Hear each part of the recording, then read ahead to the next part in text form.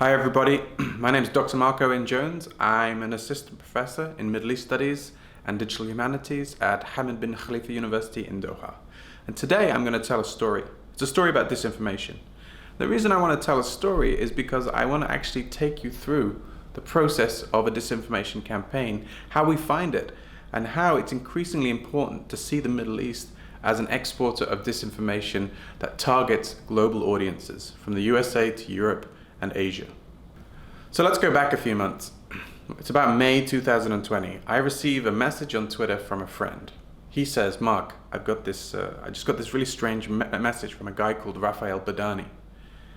And I said, oh, what did it say? And he said, well, he's asking me to join him in promoting essentially any article that's critical of Facebook's appointment of the Yemeni activist Tawakkol Karman.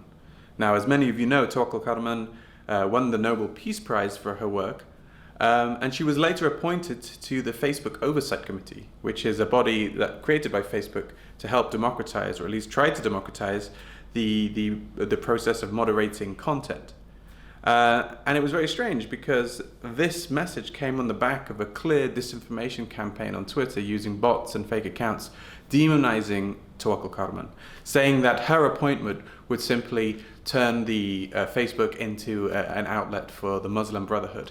And we had very strange hashtags trending like Facebook Caliphate or No to Tawakkol Karman. So the timing was very interesting that he should get this message. So I said, okay, well, you know, this guy, he messages you, ask him for a Zoom meeting. And let's remember, Raphael Badani, the guy who'd contacted him, he had a profile picture, a LinkedIn account. He'd clearly got some other articles out in well-known news media outlets like Newsmax, which was recently promoted by Donald Trump.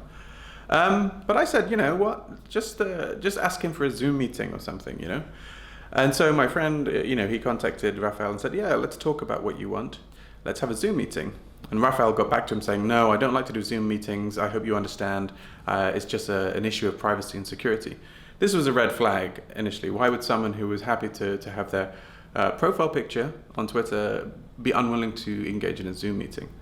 And so I said, well, push him further. See what he actually wants from you. And so my friend then asked Raphael what he wanted. And then Raphael Badani came back with a link to an article in Asia Times. And the link was specifically about the appointment of Tawakkol Karman and why this was a bad thing. Okay, this was bizarre. So I got in touch with a friend from the Daily Beast, who's a good researcher, and we started looking into this.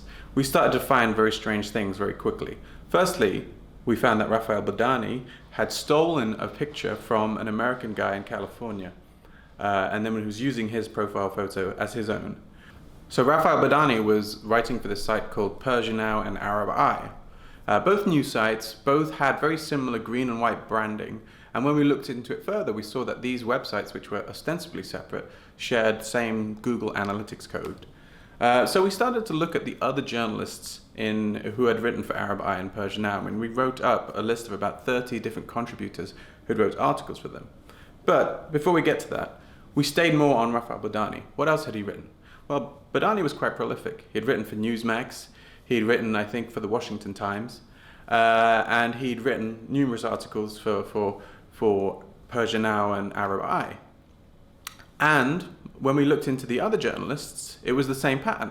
Many of these journalists who'd written for Arab Eye and Persia Now were also writing in other outlets, such as Spiked Online, Human Events, The Post Millennial, the Hill Times, Asia Times, South China Morning Post. These guys were a relatively young collection of journalists who'd established themselves by writing op-eds across the world in reputable outlets. The only catch is they didn't exist. They were all fake. And how do we know that? Well, we know for a number of reasons. Firstly, let's take Raphael. He was using a fake photo. He refused to appear on camera. So that article that Raphael had initially shared with my friend was in the Asia Times. I checked it out, and it was about Tawakkol Karman. The author was someone called Lynn Nguyen, a very generic name.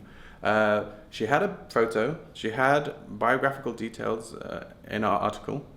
They were quite vague, but she was described as someone who worked in the private sector and contributed in these cases to certain newspapers. But But there was no other trace of her apart from these few articles in both the South China Morning Post and the Asia Times. There was nothing there. And then I went through a few search engines seeing if I could find her photo using a reverse image search. And surely enough, I eventually found it. And it didn't belong to someone called Lin Nguyen. It belonged to someone called Nu Tai, who had actually worked in Singapore. And the photo in question that Lin Nguyen was using had been taken from the website of this Singaporean firm. So we found another account that was also using a fake photo. And what they were doing, they were flipping the photos, right? So this made it harder to search for in a reverse image search. So you had to actually flip it yourself and then search for the flipped image in order to stand a chance of finding it.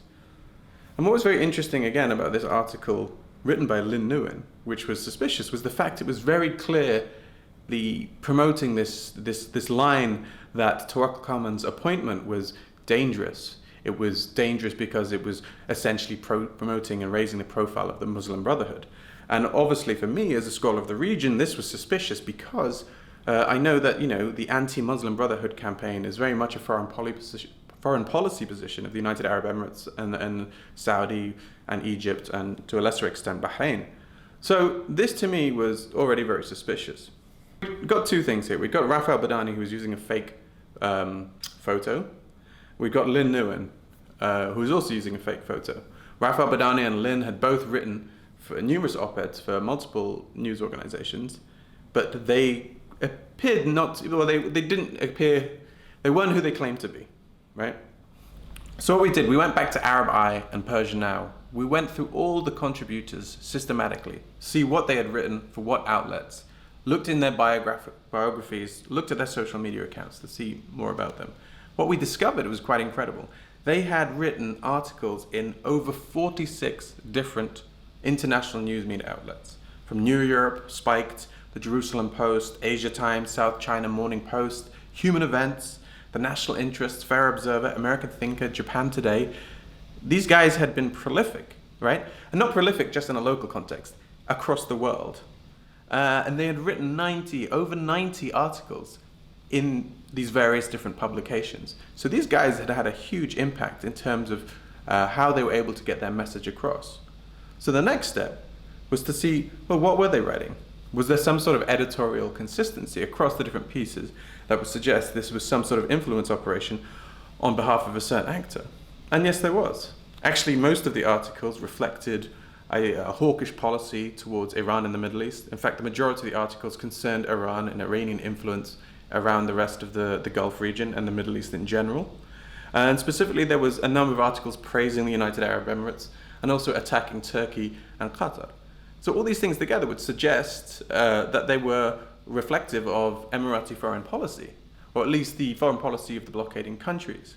And so by using that analysis, we can kind of have an inferred attribution as to who might have been behind this campaign. And what's also very interesting was not only the relative sophistication of this campaign, the articles themselves that were written were very well polished, they were well produced, and they were well written. And they were in a way well argued, although they omitted they omitted certain facts or realities on the ground. But another thing that was really striking about this operation, it had been going on for a year, and in that time, the relative sophistication of the accounts had changed. The earlier accounts in the network that were created earlier usually stole people's Facebook photos or social media photos. This was the case for several of the accounts. However, the newer accounts actually used photos generated by artificial intelligence, generative adversarial networks. Now anyone can do this now. If you just go to thispersondoesnotexist.com, click refresh, artificial intelligence will generate a unique human face. And for the most part, these are very, very realistic, and they're only going to get more realistic. So this network of journalists was fooling people by actually using profile images generated by artificial intelligence. So this was something that was quite astounding in this operation. So what was the influence of these articles? Well, we don't know without asking the publications and asking to see their analytics, to see how many people shared, read, and distributed these articles. And of course, we definitely don't know of those who did read the articles who was actually influenced by them. But we do know, using OSINT methods, that we can look, for example, who shared those links on Twitter. We know that Ryan Fournier, head of Trump for Students, shared one of the articles. Natalie Goulet, a French senator, she also shared one of these articles. So some people found these messages compelling enough to actually share them on.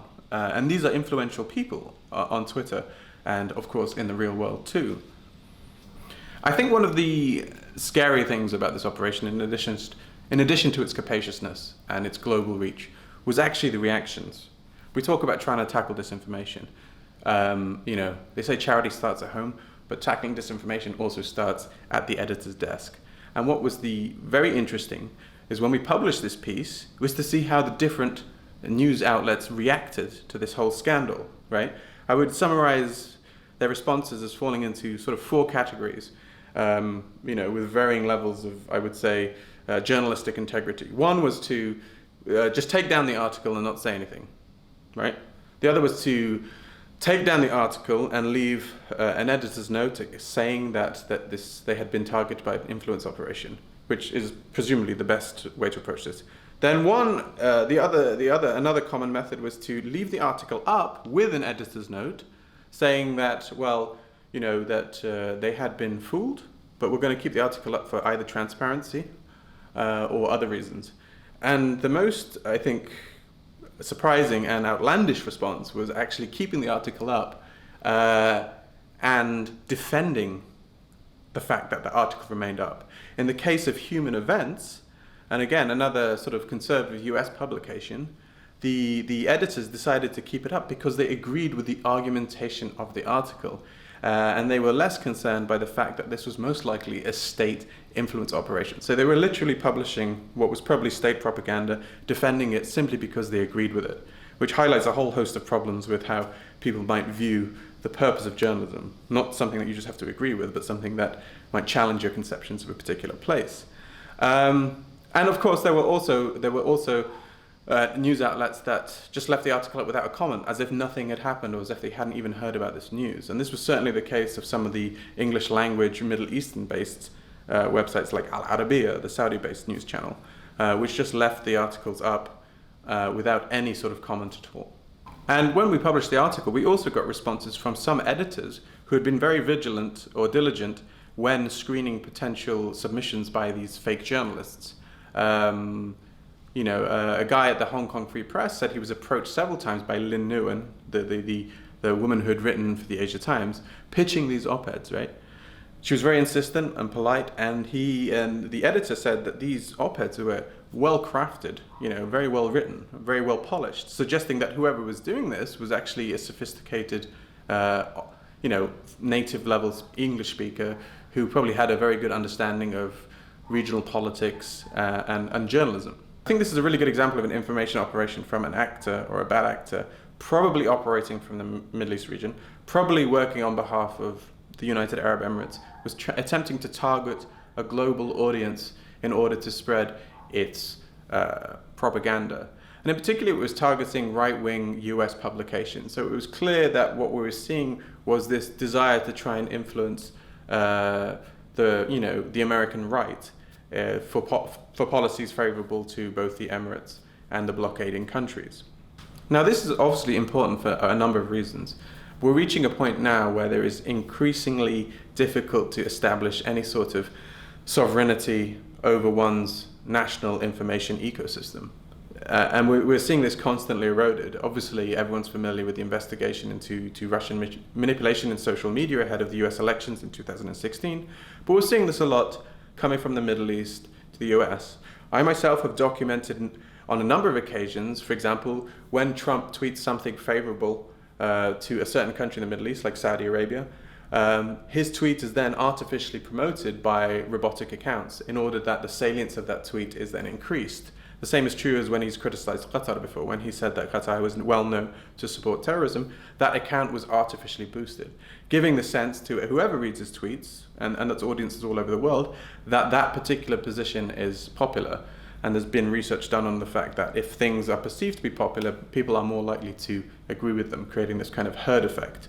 I've also been working on a study in which it seems that news organizations or journalists connected to Saudi Arabia or Saudi news channels are attempting to co-opt real Americans into spreading Saudi propaganda organically amongst right-wing networks online in the hope that that will then be reproduced through the US ecosystem and maybe even, for example, retweeted by Donald Trump, who, as we know, has often retweeted accounts with questionable provenance. These kind of campaigns, often we don't know who does them. Sometimes we have a good idea. Because there are so many and there are so many potential players in the scene. We know, for example, recently, I've interviewed a number of journalists who've been exposed to horrendous trolling campaigns and forms of cyber harassment designed to intimidate them and get them to stop speaking on specific issues. We know that the State Department has itself funded the Iran Disinfo project, which has been accused of intimidating American citizens because they haven't had a policy position or they haven't had an opinion that is sufficiently militaristic against Iran.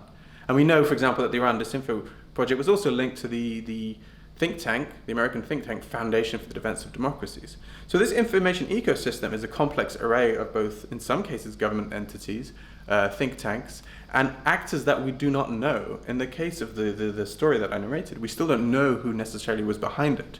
And this is the problem with disinformation. Often we don't know who the actors are, and we have to infer who they might be based on the disinformation that they are producing. So much of the disinformation in the region that's not necessarily going back into the US or European ecosystem is incredibly virulent. In Arabic, disinformation seems to thrive, and I think part of the reason for this is that there's a regulatory blind spot when it comes from the social media companies who are less inclined to take action against accounts that aren't speaking in English or that aren't impacting directly on US interests. And this is very dangerous because what this allows is a space where there are a lot of authoritarian regimes who are obviously used to clamping down on freedom of speech, using social media and platforms as tools of disinformation, but also tools of intimidation and harassment.